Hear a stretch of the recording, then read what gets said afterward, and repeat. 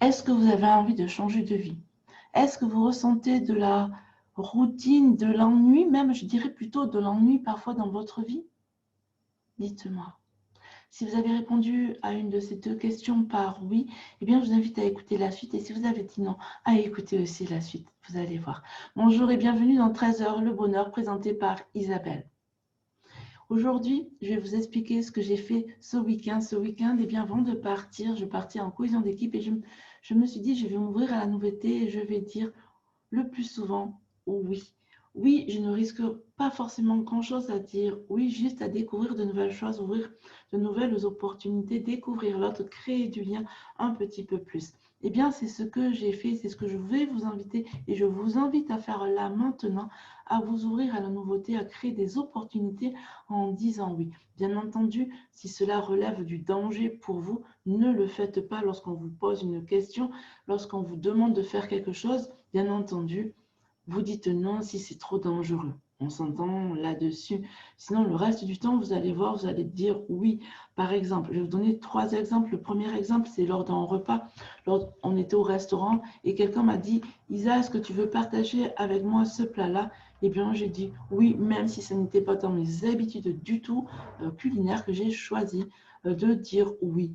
Et au fait d'avoir dit oui, eh bien, j'ai créé du lien avec la personne en ayant dit oui, j'accepte.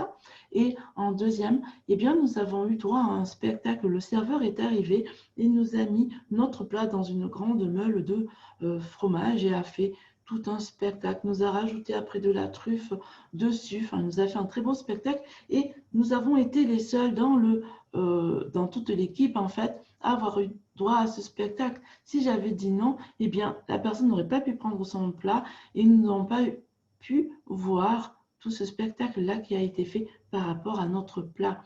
Voilà, donc tout simplement, se dire oui nous amène à avoir des spectacles qu'on n'imaginait même pas en ayant pris un plat. Deuxième point, à un moment donné, l'on m'a posé une question assez intime et donc du coup, eh bien, j'ai réfléchi et j'ai dit je vais répondre. Je risque rien en soi par parler de moi, m'ouvrir en fait, et c'est ce que je veux. Donc, du coup, je vais répondre. Et cela nous a entraîné dans une très longue conversation, dans le sens où, eh bien, moi aussi, j'ai posé des questions à l'autre en face et ça nous a permis de mieux nous connaître et mieux nous connaître, mieux connaître les réactions de l'autre, mieux comprendre l'autre et en même temps mieux se comprendre soi par rapport aux questionnements que l'autre a ou les réactions de l'autre permet de mieux se connaître aussi soi-même et donc oser parfois s'exprimer, parler de soi, et bien permet aussi de mieux se connaître soi et connecter encore plus avec l'autre. Troisième point, eh bien, à un moment donné, on nous a demandé, on jouait au blague à papa, là, au joke, et où on ne doit pas rire en face. Eh bien, moi, j'ai choisi d'être arbitre. Et donc, de ce fait-là, eh bien, ça a permis de mieux découvrir les réactions de l'autre.